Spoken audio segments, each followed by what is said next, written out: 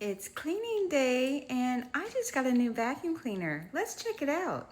This is a wireless vacuum cleaner that comes with these two attachments. I did get the pink, but there are different colors. It does have a charging time of 45 minutes.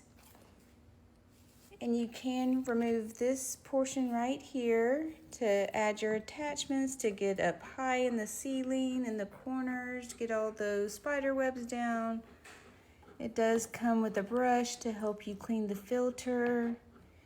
The battery can be charged two ways, either while it's on the vacuum cleaner, you can plug it in, or you can take it off and plug it in to charge it.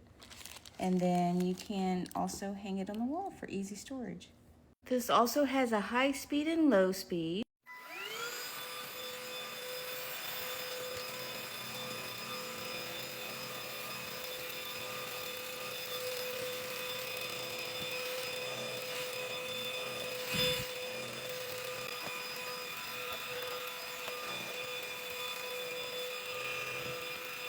Overall, this is a good vacuum cleaner. Click on the shopping cart and grab you one. I'm off to vacuum my car with it.